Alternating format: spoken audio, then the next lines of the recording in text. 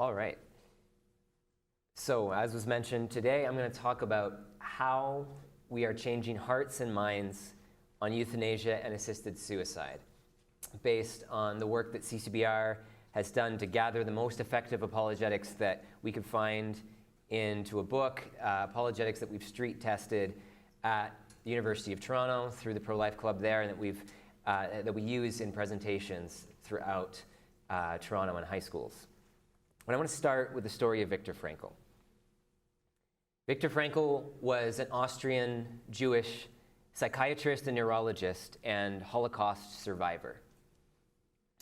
In the 1920s and 30s, he did a lot of work in suicide prevention. He gained international recognition in 1931 when not a single student in Vienna committed suicide.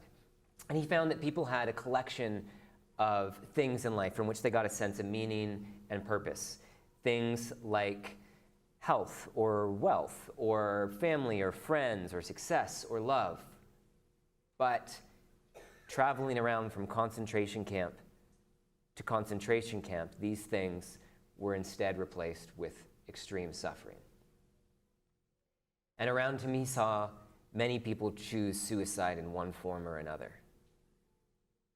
But others maintained hope and continued to fight for their lives. And Frankl's big question was why? Why do some have despair and others have hope? And more importantly, how can we give hope to those who have despair? He wrote his famous book, Man's Search for Meaning, with the answer to the question, which he later summarized in the formula, D equals S minus M. Despair is suffering without meaning. In other words, I think the way that we typically think about suffering is wrong. The way that we typically think about it is there's only so much that a person can bear. And once you reach that threshold, once you reach that point, the cup overflows, and that's when we turn to despair. But that's not what Frankl found. He found it wasn't the amount of suffering. Whether it was extreme suffering or whether it was relatively small amounts of suffering, the difference between hope and despair was not the level of suffering, but whether somebody had a sense of meaning and purpose in the face of suffering. And he ran a suicide watch in the camps with his fellow prisoners, for his fellow prisoners. And he survived the Holocaust with a firm conviction that it is always possible, even in the face of extreme suffering, in all conditions, to find meaning and purpose in life.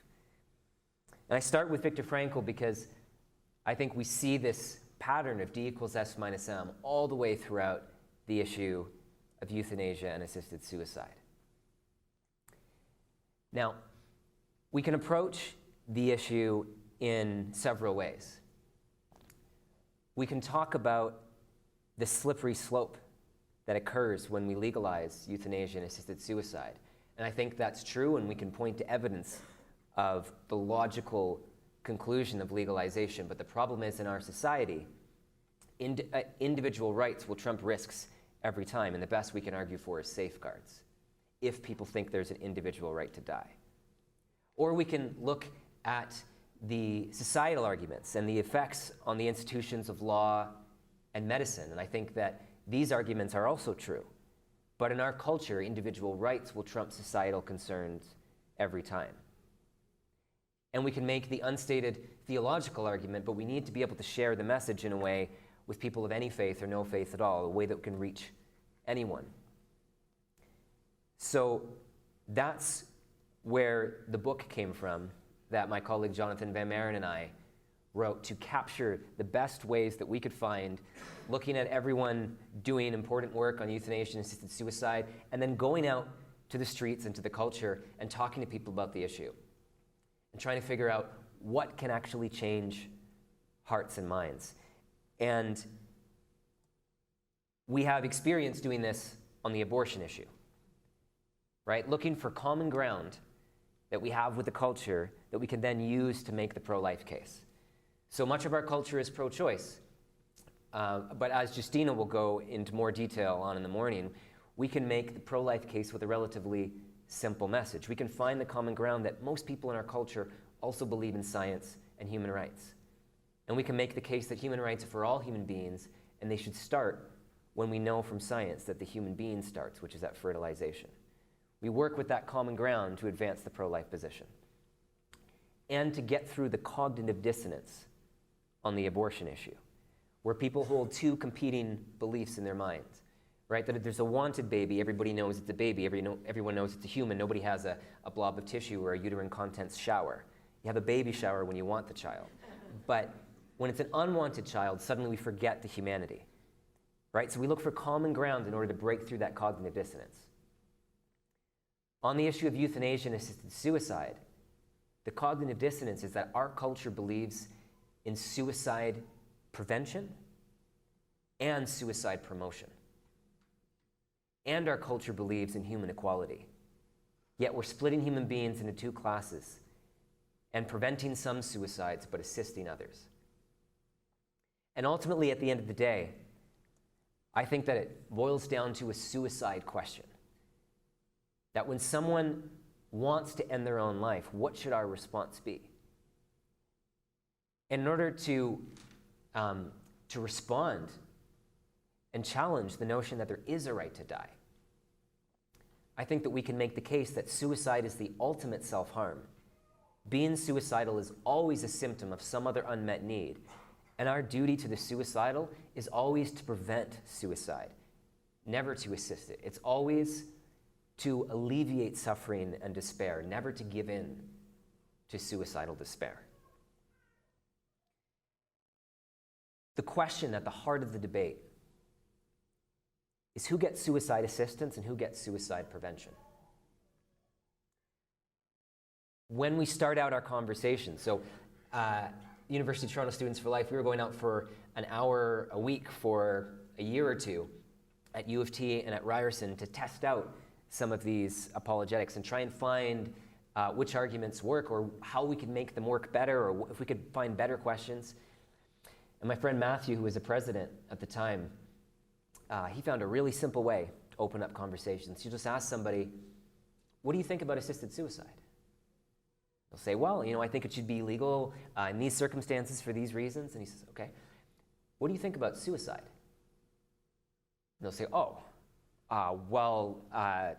that's a tragedy and we need to do more for mental health and to support people who are struggling with mental health issues. And then you'll get to the central question. He says, okay, well, if somebody is suicidal, how do you decide whether to give them suicide assistance or suicide prevention? This question at the heart of the apologetics raises that tension, that cognitive dissonance, brings it to the forefront. And there are only three possible ways that you can answer this question. There's what we call the split position, which is what most people hold, that we assist some suicides, prevent others. This splits human beings into two classes, those whose lives we would defend and those whose lives we would end, those that we think are better off alive and that we think are better off dead. We have to make the case that everyone has an equal right to suicide prevention by appealing to the common ground of human equality. Now, some people then say, okay, well, I agree that everyone should be treated equal, so everyone should have an equal right to suicide assistance. And the problem with what we call the total choice position is that almost nobody believes it. Otherwise, suicide prevention wouldn't be a thing. Almost nobody believes that everyone should have the choice. So our job with the total choice position is to split it. Is to find common ground on suicide prevention for at least some cases that we can then bring back to the split position and make a case that everyone deserves an equal right. And lastly, there's the pro-life position, that suicide prevention is always the answer. And in addition to making the case against the first two positions, we need to be able to make a case for the pro-life position, to be able to explain what it is and what it isn't. So my goal today is to give you a brief sense of how we do that in conversation. And this approach, it works. Now I hope that if we find ways that work better, we will replace it and we will use those instead. But this is the way that we do it in conversation because this is the most efficient and effective way that we have to change hearts and minds. The day that we submitted the manuscript for the book, I was having a moment of sort of creator's dilemma. Like, okay, is this actually something good? Do we actually create something that makes sense? I can't believe this is going to the printing press now, no more edits. And that day we went out to Ryerson, and I spoke to a student named Chad. I had a 20-minute conversation with him about assisted suicide, and it was a textbook conversation for the textbook that we just wrote. There's a diagram on page 1213 that sketches out how the conversations usually go, and I walked Chad through it exactly like that. And at the end of the day, he didn't say he changed his mind, but he said, you really challenged my thinking on this. And he said he didn't know if he changed his mind, but he was going to have to go and think about it hard. Also, Toronto Right to Life puts this in practice in our high school presentations. This is a rough sense of some raw data from our student surveys that we give people. They rate themselves on a scale of 1 to 10 before and after the presentation on their support for euthanasia and assisted suicide. And we could take a class from about a quarter generally pro-life to half being generally pro-life by the end of a 45-minute talk. In terms of 10 out of 10 pro-life, we can up that number from about 12.5% to 20% after a 45-minute presentation. The feedback we've got from students is amazing. One student went from 0 to 10 in a presentation I gave in March. He said, before the presentation, he said, I support it because it's a free country and everyone should be able to make their own decisions. And at the end, he says, everyone has a right to life. I had a student who went from 5 to 10 who came up to me and said, speechless presentation, amazing. I should be seen by more people. He said, I had one mindset and you completely changed my mind. Right? So we know that this approach works to change minds because we've tested it out with high school and university students and the general public. So this is how we do it. I'll spend the most time on the split position because that's what most people believe. The other side says, it's your life, it's your choice. Right? This is the tagline for Dying with Dignity Canada, right? The leading suicide advocacy organization in the country. Don't impose your morality on other people. Right? If somebody wants to live, let them live, but if they want to die, let them die. The decision should be up to the individual person. Everyone has a right to die. The problem with this motto is that almost nobody believes it. Otherwise, suicide prevention wouldn't be a thing. Right? For most people, this is only true for some people. Right? There's some people who our culture will say they should have the choice, but there's other people for whom we would intervene and interfere with their choice of suicide because we see it as a choice of self-harm. Right? If somebody's harming themselves, our duty isn't to assist them with the harm, it's to prevent the harm. So if we see suicide that way for some people, and it's only some other people that we say have the choice, it's not really about choice, otherwise everyone would have it. Rather, it's about a judgment that some people are better off alive and some people are better off dead. The split position is fundamentally about a judgment that we as a society make about whose lives we would defend and whose lives we would end, about how we split human beings into two classes and deny some an equal right to suicide prevention. Now, why do we quit on some people? How do we split them into two classes, and why do we abandon them into suicidal despair? I think this boils down into 4 categories, and I'll take this in reverse order from the most restrictive to the most permissive. There's terminal prognosis, incurable conditions, unbearable pain or suffering, or general quality of life issues. And I'll go through a little bit on how we respond on each of these.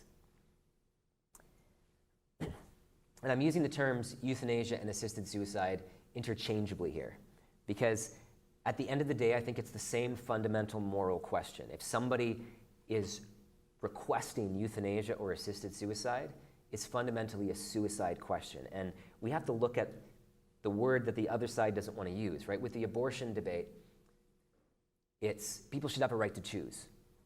Choose what? People don't finish the sentence, right? The euphemisms are where we need to go and unmask that choice and bring the truth, expose the truth of that choice. With euthanasia and assisted suicide, suicide is the word that the other side doesn't want to use. Assisted suicide became assisted dying, became medical aid in dying, became MAID. That's the word the other side doesn't want to use, and that's the word that we need to use in order to frame this issue in a truthful way, in the way that it should be framed as a suicide question. So, with terminal prognosis, Dr. Harvey Chochinov holds Canada's research chair in palliative care. And his team of researchers from the University of Manitoba did a study in the late 90s, was published in the late 90s, on terminal cancer patients. These are patients with weeks left to live, maybe days, maybe months. And those participating in the study in the hospice rated themselves on a scale of 1 to 10 on a variety of factors throughout the day. Pain, they were tracking anxiety, depression. They were also tracking a will to live or a desire to die. And what they found is that the desire to die is transient, it's changeable, even among the terminally ill.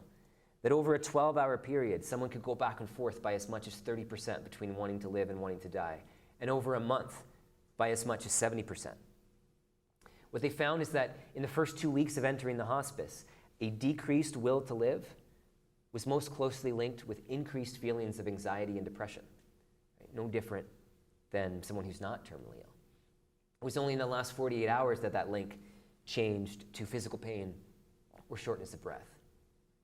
In other words, I think what they found is D equals S minus M.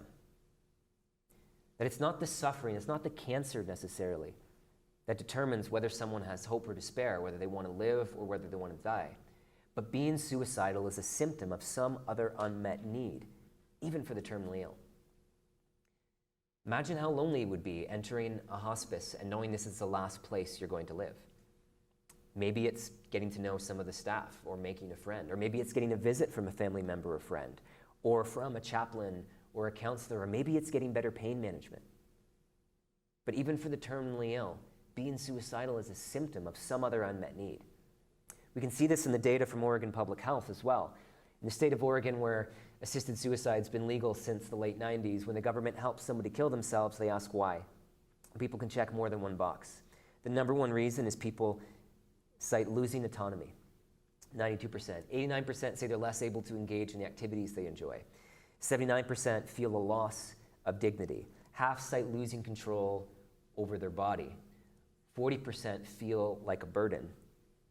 Only 25% cite inadequate pain control or concern about it. And then there are also the financial implications of treatment. So first, note that for 75% of terminally ill people getting assistance committing suicide in Oregon, they're not even concerned enough about pain to check the box. And we'll get to pain a bit later, but most of these are M questions. The disability rights advocacy group, Not Dead Yet, they point to this data, and they say these are disability issues. People struggling for meaning and purpose in the face of disability, whether it's capital D disability or the kind of disability that we all might face at different ages or stages in life due to health or like illness or age. They ask, why are we killing people? Because they're struggling for a sense of meaning and purpose in the face of disability, right? Losing independence, being less able to engage in the activities you enjoy, feeling like a burden on others, even being concerned about pain. These are disability issues. And see, when we split people into two classes, it's usually the elderly and the disabled that get the short end of the stick. When the film Me Before You came out a few years ago, which positively portrays the decision of a disabled man in a wheelchair to get assistance committing suicide, disability rights advocate Liz Carr said of the film that when non-disabled people talk about suicide, she says, when non-disabled people talk about suicide, we hear about mental health support and suicide prevention. Yet when a disabled person talks about suicide, suddenly we're talking about autonomy and choice and freedom, and talk of mental health support is rare. We notice this when talking to people on the streets as well. Speaking to a student at Robarts Library at the University of Toronto, out in front, I asked her what she thought about assisted suicide, and she says, what if somebody is, 90 years old and they have early onset Alzheimer's and they're quadriplegic, in a wheelchair. And I said, okay, what if somebody's 90 and they have early onset Alzheimer's and they're not quadriplegic? Do you think they should get suicide assistance or suicide prevention?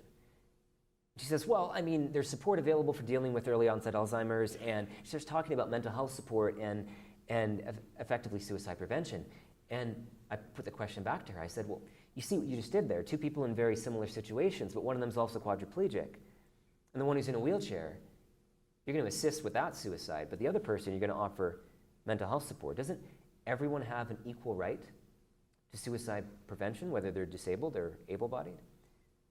I'll often pose a scenario in conversation. I'll say, take two people in a similar situation, two 35-year-old single men, similar situations in life. One is able-bodied. He goes to his doctor. He says, doctor, I believe I have a right to die. I would like to die, and I would like your assistance.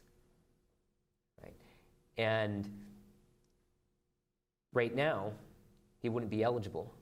Doctor is going to say, well, no, I'm sorry, I can't help you with that. How else can I help you? What's going on here? Why are you feeling this way? Right? But say the expansion continues, as it has been in Canada, and someone goes in a wheelchair who qualifies, says the same thing. Doctor, I believe I have a right to die. I would like to die. I would like your help. And a doctor turns to him and says, well, you qualify.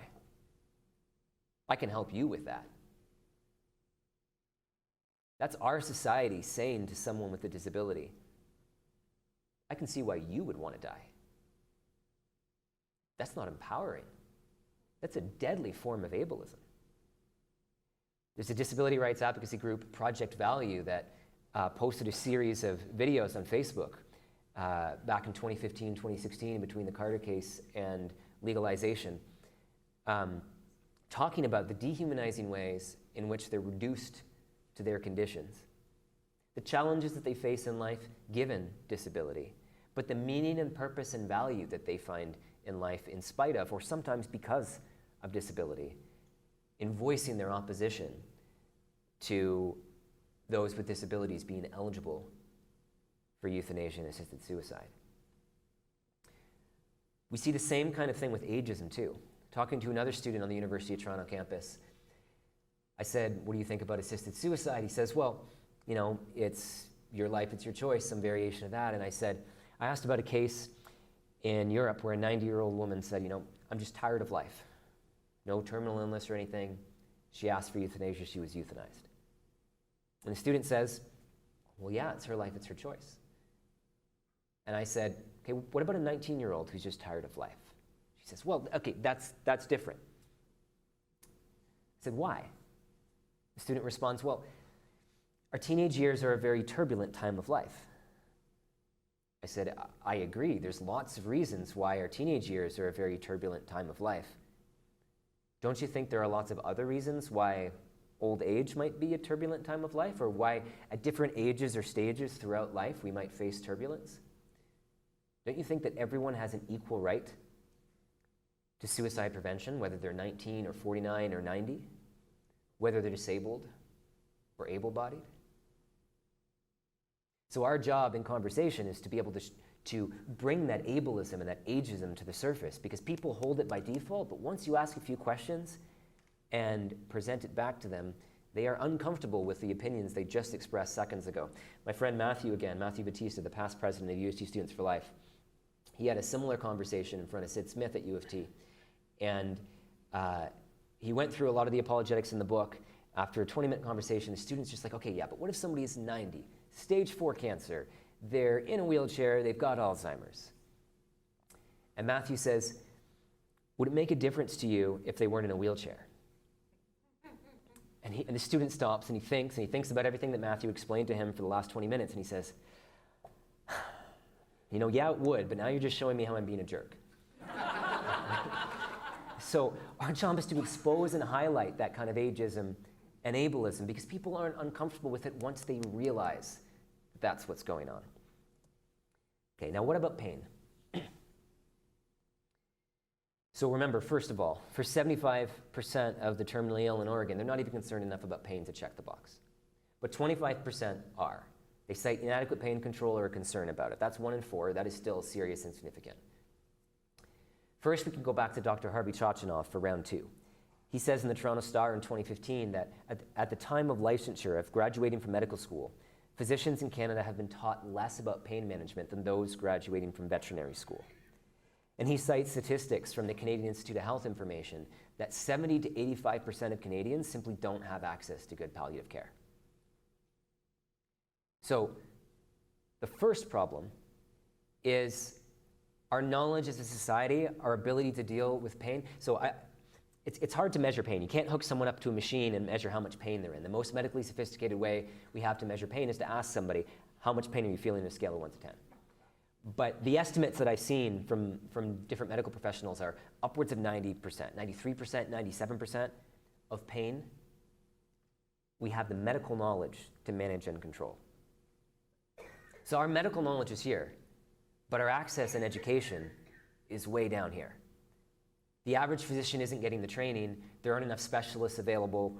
The wait lists are too long. So if somebody is suicidal because they're in pain, and we have the medical knowledge to manage and control their pain, why would we kill them rather than kill their pain? Now, what about the single-digit percentage where even with the best palliative care available, we cannot fully manage and control someone's pain? Take, for example, the condition of epidermolysis bullosa, or EB for short. It's a rare genetic skin condition that causes skin fragility and a never-ending series of blisters across the entire body. Younger patients are often called butterfly children because their skin is said to be as fragile as a butterfly's wings. And as that skin blisters and falls off, open wounds are left behind. The entire body needs to be bandaged in a process that takes hours and needs to be done every other day. Life expectancy is often greatly reduced. And this has been described as one of the most painful diseases known to modern medicine. For someone living with EB, physical pain is unavoidable, but despair is not. This is the story of Jonathan Pietra from Ottawa.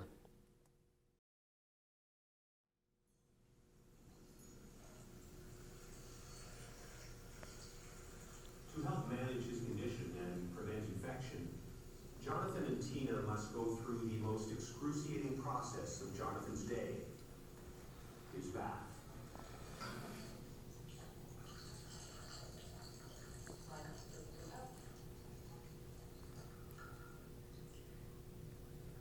Once he's fully soaked, the two carefully remove all the bandages from Jonathan's body. It's an incredibly delicate process. It's always that battle between pain and not. What? Nothing, I just want you to keep taking your dressing room. Is there more skin on your hand?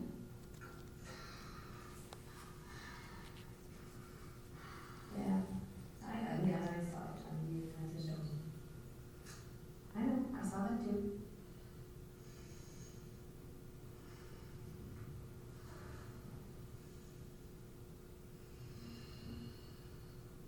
So then, it really hurts for her, obviously.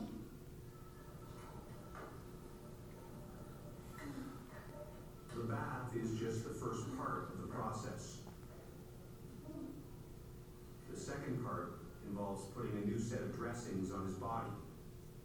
In total, the bath and dressing can take over 3 hours, and Jonathan and Tina must do it every other day.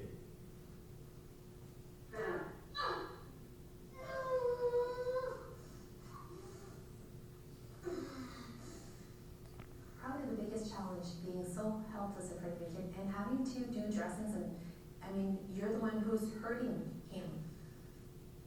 I've had Jonathan begging me to stop, and I can't.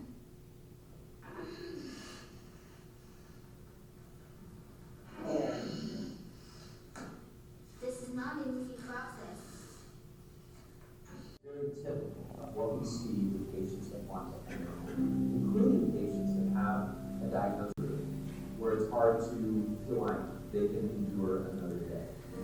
After 4 years of clinical depression, no idea what was happening, I finally decided that the only way out of this pain and suffering is that night of death. That was the only option. I deliberately crashed the car 60 miles per hour wearing no seatbelt.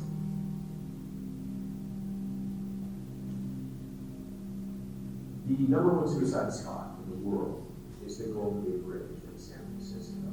A journalist tracked down the few people who have survived the jump from the Golden Gate Bridge. There's only a small handful of them. And he asked them a very interesting question. He said, what was going through your mind in the 4 seconds between when you jumped and when you hit the water? Every single one of them said the same thing in response.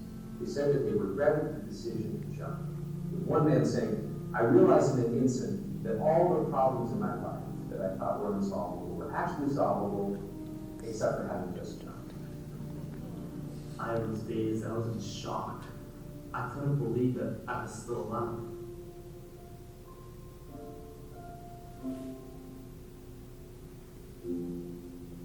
When someone is standing on the ledge, on the edge, ready to jump, what's the natural human response? It's to pull them back. With assisted suicide, the message is, go ahead, jump. What doctor-assisted suicide does is that you give them easy access to means. It's giving them a nudge. It's nudging the person off the bridge. And what they need in that moment is social support, medical support, solidarity, loving care, and kindness. When they get through that crisis, they look back and say, I'm glad that I didn't attempt to act out in that moment.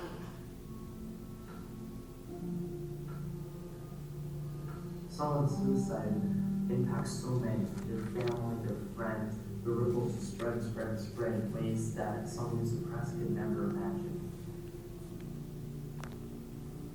By saying no to doctor-assisted suicide, we can say yes to a dignified death, where patients' pain control, their anxiety, the complications of their illness are given the best care that medicine has available.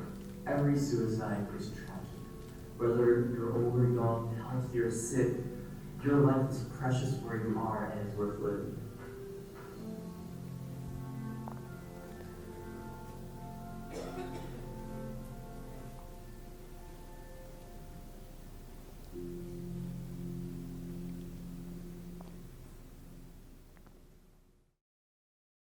So I'm just briefly giving you a sense of how we approach these arguments. The book captures a lot more practical strategies, but I want to talk a bit about, just briefly, about the total choice position, and then I think I have time to share a few more videos with you to illustrate the pro-life perspective. So the total choice position, that, okay, I hear what you're saying on human equality. Everyone should have a right to assisted suicide. Everyone has a right to die.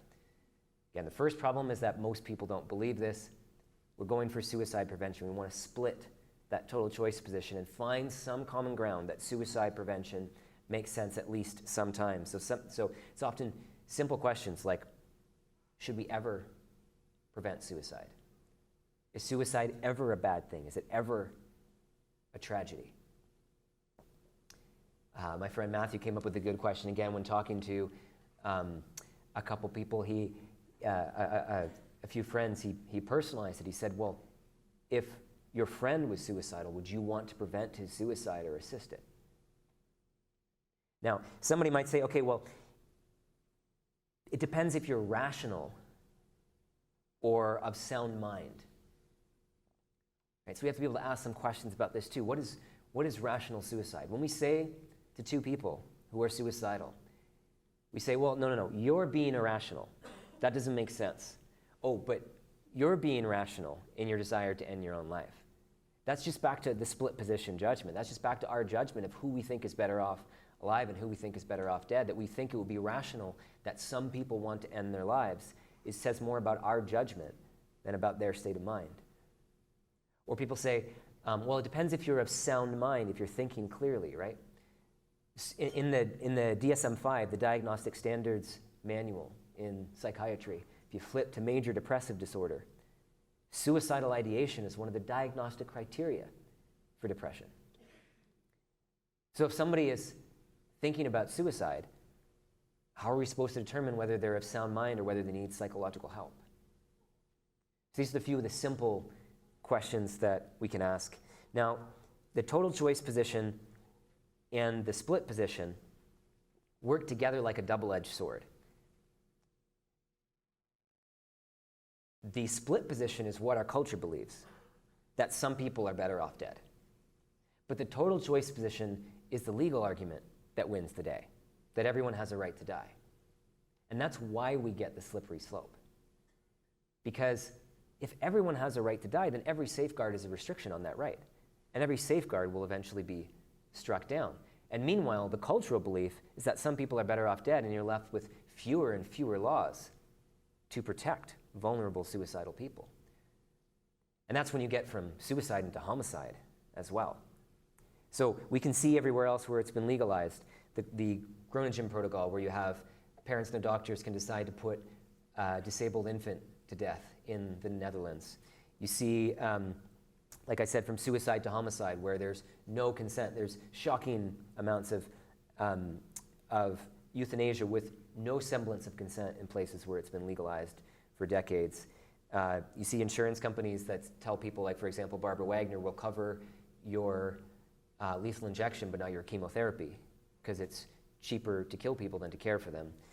And then just suicide on demand for any reason or no reason at all. I won't go through these examples because I think many of you saw Fatal Flaws earlier this afternoon, and I see Alex Schattenberg at the back, and his blog is fantastic for keeping up on what is going on with our law here in Canada and with the situation in Canada and internationally and the consequences of legalization.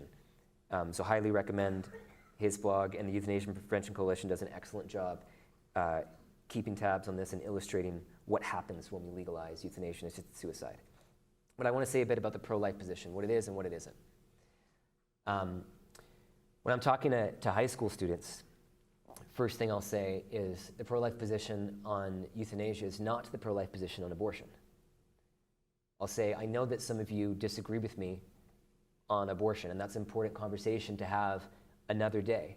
But there are many people who are pro-choice on one and pro-life on the other. For example, a lot of disability rights advocacy organizations are pro-choice or neutral on abortion, but they are pro-life when it comes to euthanasia and assisted suicide for the same reasons that I've been outlining.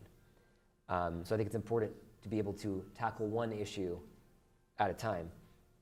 The second thing is that the pro-life position is not vitalism, right? It's not squeezing every last beat out of the human heart. Patients have a right to refuse burdensome treatment that's going to do more harm than good. The example that I usually give to high school students is of my grandmother. She suffered a stroke in 2006, went into assisted living for several years, but in 2012 she was hospitalized for another reason. While she was in the hospital, doctors found cancer. The cancer they found was advanced, and the place they found it was not the place where it started. She said no to chemotherapy. She knew she wasn't going to beat the cancer. And in her view, it would do more harm than good. She wanted to live the last few months of her life without the burdensome treatment of chemotherapy. And I think patients always have a right to refuse treatment if it's going to do more harm than good. She had a DNR, a do not resuscitate request, so that at that point, at that stage in her life, if her lungs or her heart failed her, the doctors wouldn't break her ribs or hook her up to machines to try and keep her alive when she was dying. Now, if I had a DNR, I'm pretty healthy except for being a little scrawny. I think that that would show an inadequate respect for my life if I had a DNR, right? But the pro-life position isn't that we should always keep people alive as long as it's inhumanely possible. Patients have a right to say no to treatment that's going to do more harm than good. Now, what is the pro-life position? Well, I've been talking about a lot of the things we need to do all the way along, the psychological health resources, pain management, palliative care, but I want to spend my last 15 or 20 minutes outlining the creative and imaginative solutions that we need in response to the reality of death and dying, right? What does suicide prevention look like for someone who is terminally ill, for someone who is dying? First, I'll come back to Dr. Harvey Chachanoff and his team one last time. In response to a lot of their findings about the terminally ill, that being suicidal is a symptom of some other unmet need, they developed a program called dignity therapy.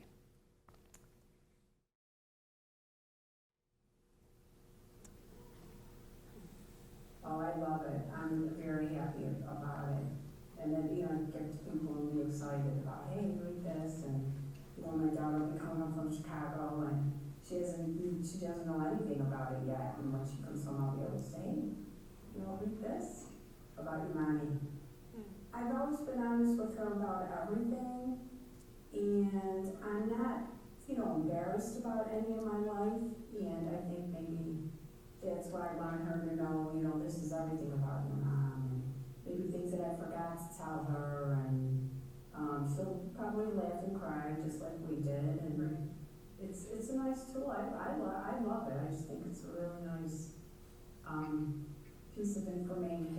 And So dignity therapy is a process of journaling with terminally ill patients in order to capture lessons learned, stories, things they want to be able to pass on either in their will or to loved ones while they're still alive. Right? It helps people to find meaning and purpose and closure at the end of life. They did a study on those who received just empathetic conversations with a nurse, physical palliative care, and empathetic conversations with a nurse, or those two and full-blown dignity therapy. And the patients who also received dignity therapy reported more significant improvements in their quality of life than the other two categories. I'll say that again. People who were terminally ill and dying reported more significant improvements in their quality of life when somebody took the time to care not just for their physical health, but for their social, spiritual, and emotional health as well, to help people to find meaning and purpose and closure at the end of life. Dr. Will Johnson, who's the past president of Canadian Physicians for Life and the BC chair of the Euthanasia Prevention Coalition, he says when you only see death as a solution, creativity goes out the window, right? We need creative and imaginative solutions to help people through the reality of death and dying. I think that LifeCanada's Dying Healed program is a fantastic example of that, journeying with people to help address the loneliness, to help care for people at the end of life, to help people find meaning and purpose at the end of life. I was digging up a screenshot during that last video of my friend Kathleen a few years ago. She posted this on Facebook a couple years back. She said, "Every Friday morning I've been spending an hour playing Scrabble with a lovely 93-year-old lady at a local care home. It's my simple way of helping the elderly find joy in their daily life. I'm always praying for opportunities to talk to her about God or to simply show her that she's loved. And today that opportunity came in full force. After our game, she outright asked me, 'What do you think of doctor-assisted suicide?' and pointing to an article from the paper on the topic. I told her I felt very sad that anyone should feel the need to take their life, and it's our failure as a society when anyone is left feeling this way. After some time discussing this, she expressed to me that she can sympathize with people who don't feel they have a reason to live in their suffering, as she too often wonders why God still has her, quote, stuck in this wheelchair. With tears in my eyes, I was able to tell her what a joy she is to me, and that I look forward to visiting her every week. She teared up as well, shock in her eyes, and said, 'Really? Is that true?' I nodded, unable to get more words out. Well then, perhaps there is reason enough for me to be here." Kathleen says, "Let us never underestimate the power of our presence in the lives of people around us, especially the vulnerable." I want to share with you a TV show, I think it's now just on YouTube, that I came across a few weeks, or I guess a couple months back.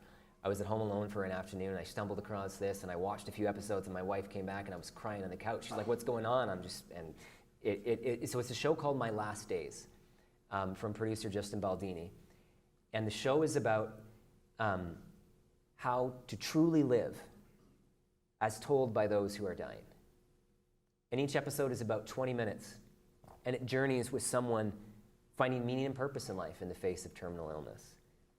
This is the trailer.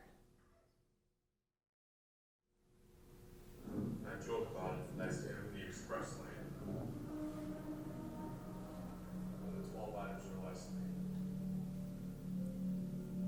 And that's okay. Because now, every day until I do go, I'm going to make a difference. My name is Diane Wynn, but everybody calls me Turtle. My name is Anthony Carball. My name is Bob Sherwood. My name is Miranda Davis. My name is Ellie, and today is my 40th birthday. 2 weeks ago, I was given days or weeks to live. lights go, sound go.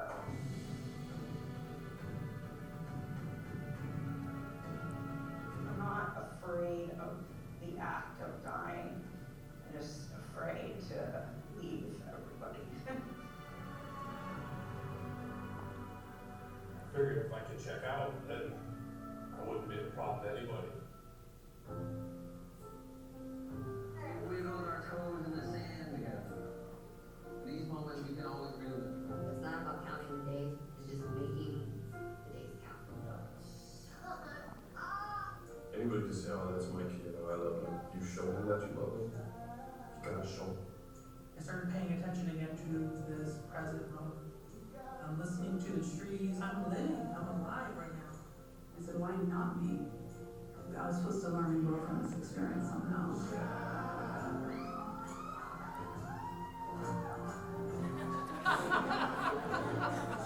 My mom knew that I had ALS when I was in the room. I was still on display.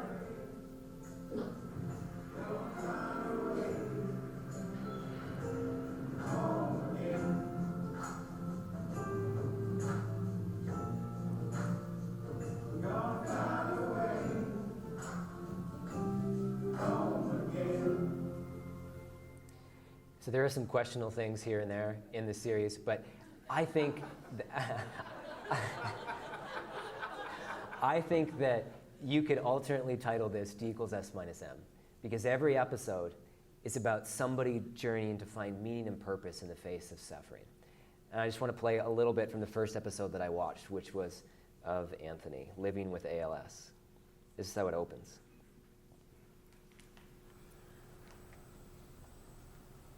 This journal entry is entitled Coping. I tell myself all the time, as if I were giving advice to a friend. Close your eyes. Breathe. Go to sleep. Go YouTube. Medicate. Distract your mind. Or whatever you do. Don't think about how you will ultimately be paralyzed. Trapped in your own body. You won't be a burden. You won't be a burden. You won't be a burden.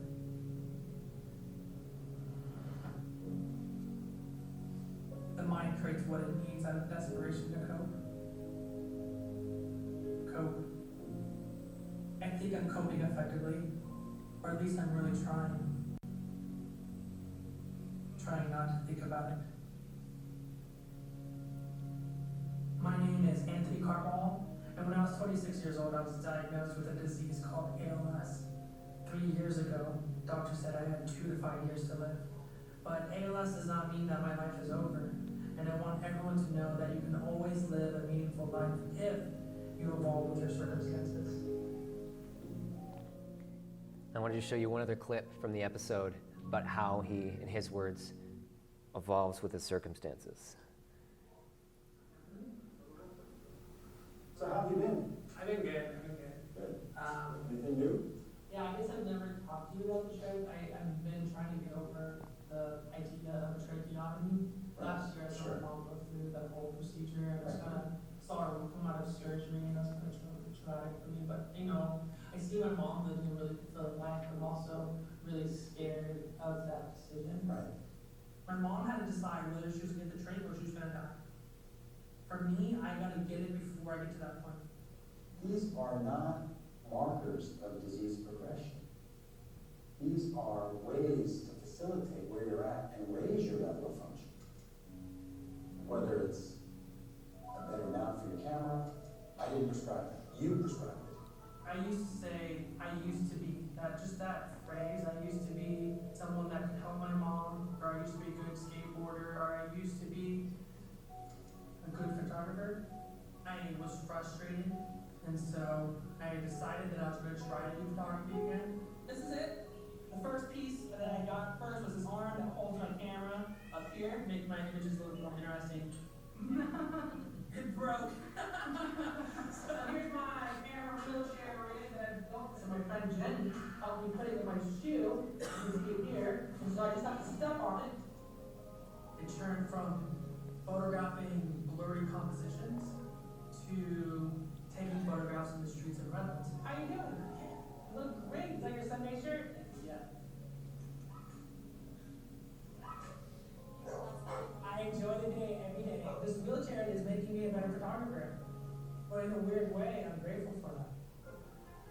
I started paying attention again to this present moment. That's the only thing that is true is right now. There is no such thing as the past or the future because one thing that we've experienced is now. I'm anticipating the now. I'm trying to pay attention to my environment. I'm listening to the trees and listening to people conversating. And I'm living. I'm alive right now and enjoying the day, having conversations with people because I feel like if God does exist, I see them through these individuals. Whether it's a really kind old grandma or whether it's homeless people on the streets, when you give yourself to others, it almost gives them permission to also be vulnerable. There is a trust out there because he loves them. He's more part of this community than I am. Remember, the second most common reason that people got assistance committing suicide in Oregon was being less able to engage in the activities you enjoy in life. What did Anthony's neurologist said? He said, I didn't prescribe the camera mount, you did.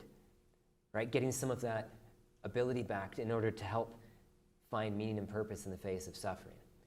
Anyways, I'm going to give the last word to Dr. B.J. Miller, who's a palliative care physician who really explains the need for these creative and imaginative solutions that in the face of reality of death and dying.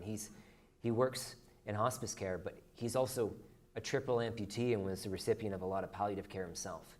Because in college, he climbed up on a rail car, stretched his arm out, and 11,000 volts of electricity went through his wristwatch, down his arm, out his two legs. This is the end of his TED Talk, what really matters at the end of life. Fifth for today. Namely, we need to lift our sights, set our sights on well-being. That life can become, and health care can become about making life more wonderful rather than just less horrible. Beneficence. Here, this gets right at the distinction between a disease-centered and a patient or human-centered model of care. And here is where caring becomes a creative, generative, even playful act. Play may sound like a funny word here, but it's also one of our highest forms of adaptation. Consider every major compulsory effort it takes to be human. The need for foods, birth cuisine. The need for shelters give rise to architecture. The need for cover, fashion. And for being subjected to the clock, well, we invented music. So, since dying is a necessary part of life, what might we create with this fact?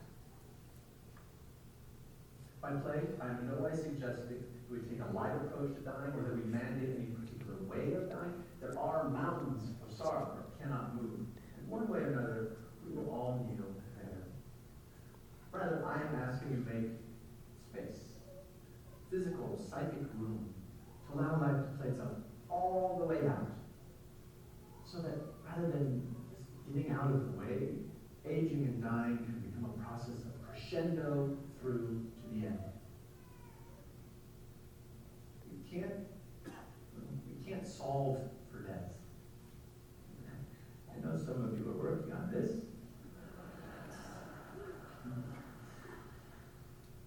Meanwhile, we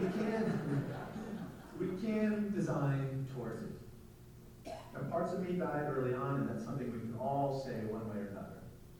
I got to redesign my life around this fact, and I tell you, it has been a liberation to realize you can always find a shock of beauty or meaning in what life you have left. Like that snowball, lasting for a perfect moment, all the while melting away. If we love such moments ferociously, then maybe we can learn to live well, not in spite of death, but because of it. Let death be what takes us, not lack of imagination. Thank you.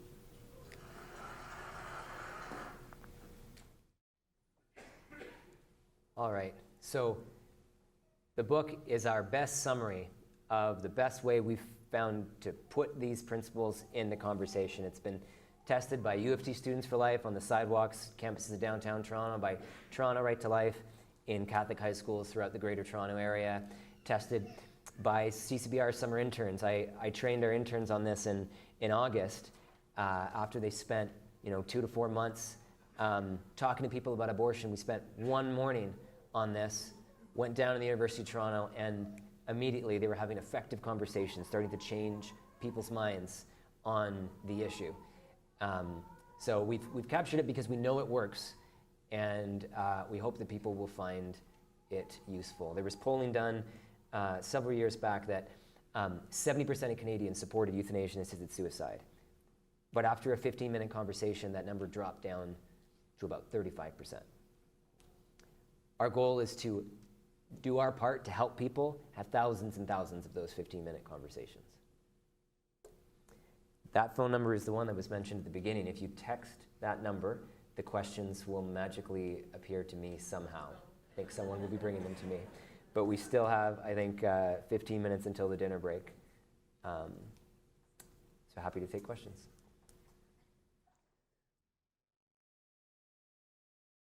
Sure. Are the stories, so I have some to start already. They do magically arrive to me via Alex. Are the stories in the show My Last Days true stories? Yes. The genre is documentary, and they're journeying with lots of individuals. There's even some updates from some of them where they'll check back in to see how someone's doing or how their family's doing a year later. I've only watched a handful of the episodes. And again, they're hit and miss in some ways, but I think you can see that D equals S minus M principle throughout all of these true stories. Can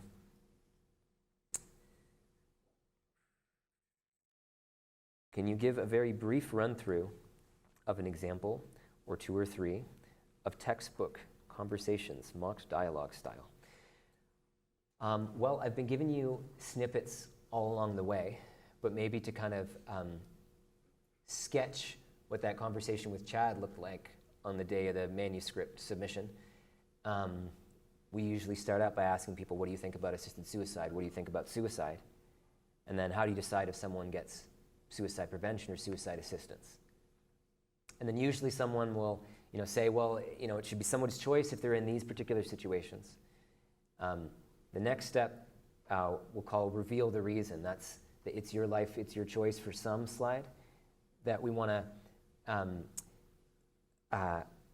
press people on the suicide prevention and suicide assistance to say, well, if it's really someone's choice, why shouldn't everyone have it, right? With anti-abortion apologetics, we'll talk about trot out the toddler. I call it trot out the teenager here, where you bring out the kind of classic case of suicide prevention to see if someone's in favor of suicide prevention, at least in some cases. And if not in others, then we need to reveal the real reason, which is a judgment, right? It's not actually about choice. So I would just say that as a question, like, well, it's about choice. Shouldn't everyone have it? Why do you think that this person should get suicide prevention and this person should get suicide assistance? And we'll reveal the reason, because in response to that, someone will give either one of the quit reasons, terminal prognosis, incurable condition, one of those reasons. In that area, I'll share some of the data that I shared with you. I'll maybe start with a scenario, like imagine 2 people in the same situation, one's in a wheelchair, one's not. I'll be more Socratic. I'll say, if there are 2 cancer patients, very similar situation in life, very similar disease progression, but one of them is suicidal and the other is not, what do you think would be different? What do you think would have to be different to explain that?